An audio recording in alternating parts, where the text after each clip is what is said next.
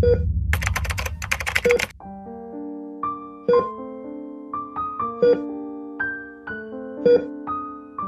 sekarang berada dalam keadaan antara hidup dan mati.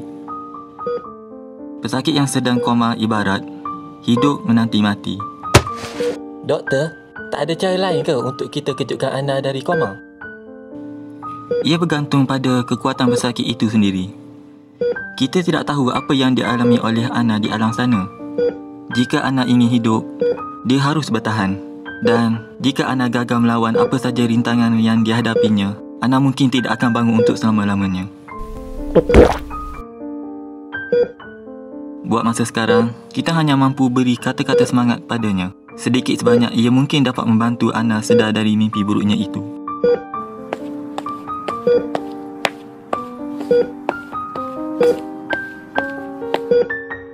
Ana, bangunlah. Berapa lama lagi awak nak tidur? Dah 3 minggu awak terlantar di hospital. Kawan-kawan di kelas selalu bertanya khabar tentang awak. Mereka rindukan awak, Ana.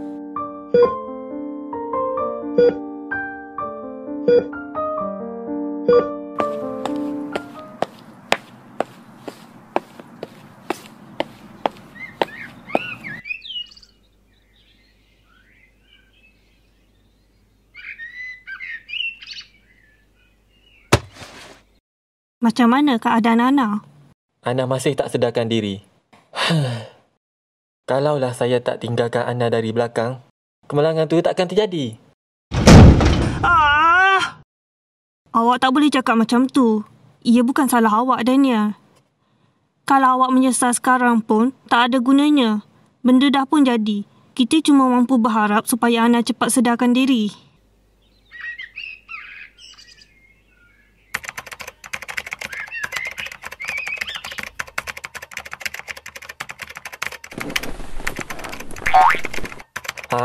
Awak masih selidik tentang kehilangan Ellie ke? Ya. Masih banyak persoalan yang belum dijawab tentang kes kehilangan Ellie tu. Apa tujuan mereka menculik dan membunuh Ellie? Di mana mayat Ellie dibuang? Siapa pembunuhnya? Dan kenapa kes ini dibiarkan macam tu je?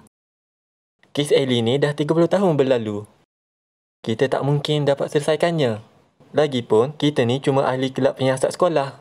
Apa je yang boleh kita buat? Saya yakin, sebersih macam mana pun rancangan pembunuhan tu, pembunuh tu pasti akan meninggalkan satu kotoran yang telah dia lakukan. Apa guna kita menyertai kelab penyiasat jika kita tak dapat selesaikan misteri ni? Habis tu, apa tindakan awak untuk selesaikan misteri ni? Kita akan pergi ke kediaman Tuan Alwin.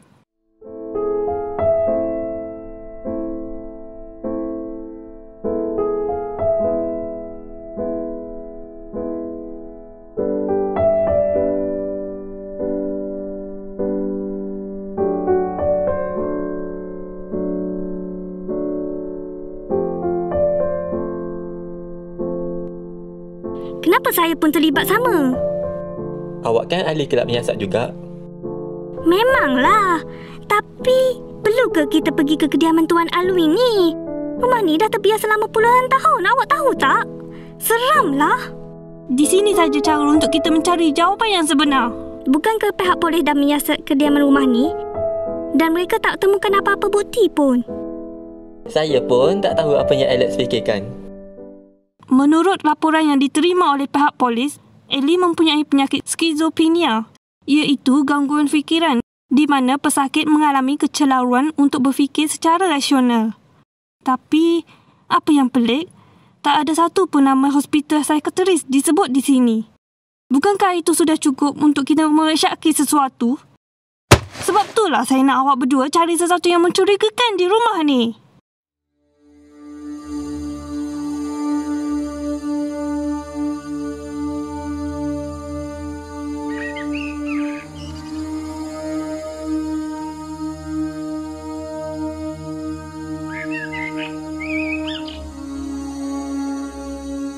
Siapa yang kosongkan rumah ni?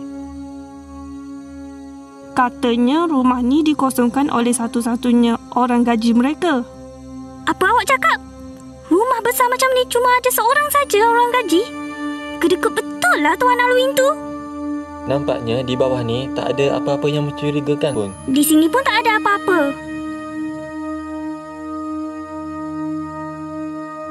Apa yang awak akan buat jika terperangkap di rumah ni dan menjadi target pembunuhan? Apa? Hei, kenapa awak tanya soalan macam tu? Awak jangan nak takutkan saya pula.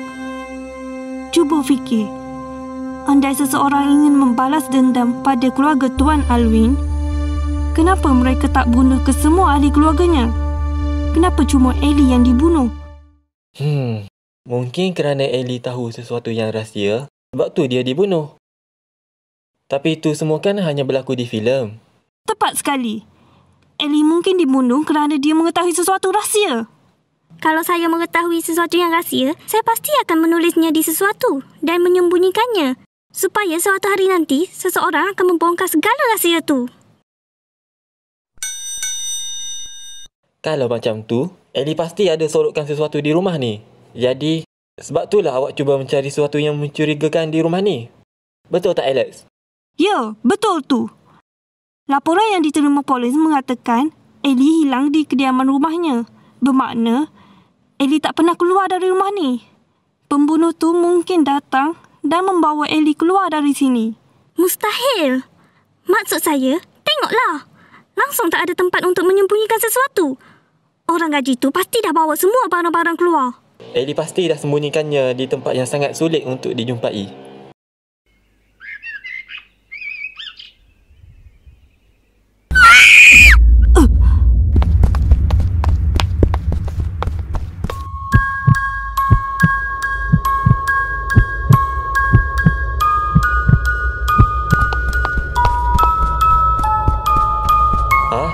Apa dah jadi? Maaf. Saya cuma terkejut tengok gambar potret ni. Saya ingatkan apalah tadi.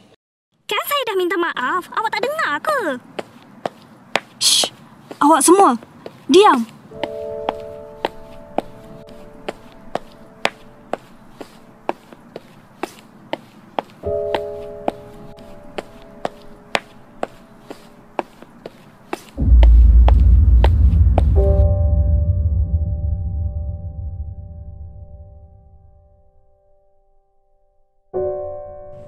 Apa kamu semua buat di sini? Tak ada sesiapa pun dibenarkan masuk di kawasan ni. Tapi pintu rumah ni tak berkunci pun. Jadi saya masuk je lah. Daniel? Kamu semua boleh ditahan kerana mencerobohi kawasan larangan. Kami minta maaf. Kami sebenarnya dari kelab penyiasat sekolah dan tujuan kami adalah untuk membongkar misteri yang belum selesai. Jadi... Pergi! Di sini bukan tempat untuk kamu semua bermain.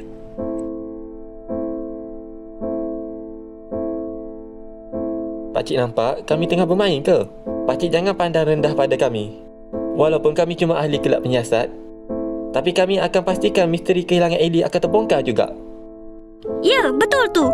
Kami ke sini bukan untuk bermain. Kes ni dah lama berlalu. Kalau kamu berjaya bongkarkan misteri pun, ia tak akan dapat mengubah apa-apa. Orang yang dah mati tetap tak akan kembali. Tujuan kami bukan untuk mengembalikan orang yang dah mati. Kelab penyiasat sekolah ditubuhkan untuk mendedahkan pembunuh sebenar dan menegakkan kebenaran. Jiwa Ellie pasti akan tenang kalau kes pembunuhannya dapat diselesaikan. Dan kawan kami, Ana mungkin akan gembira bila mendengar berita ni. Ana? Ya, Ana. Dia juga ahli kelab penyiasat sekolah. Tapi 3 minggu yang lalu, Ana kemalangan dan masih dalam keadaan koma.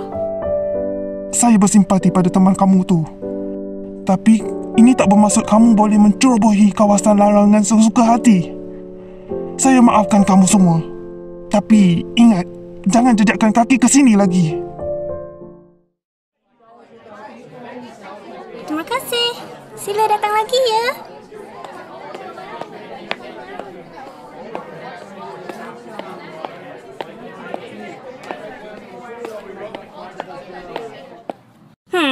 Mana Daniel? Daniel dah pergi ke hospital. Sejak kemalangan tu, hampir setiap hari Daniel melawat Ana di hospital. Baik betul lah dia tu kan? Baiklah, kalau macam tu saya pulang dulu ya. Jumpa nanti. Bye-bye.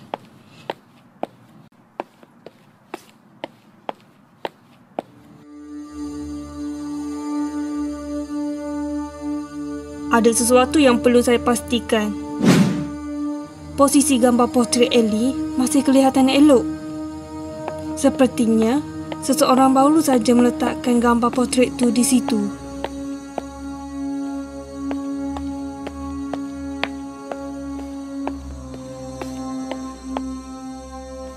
Saya tak sepatutnya datang seorang diri. Tapi saya tak nak ganggu Daniel dan Rina pada lewat malam macam ni.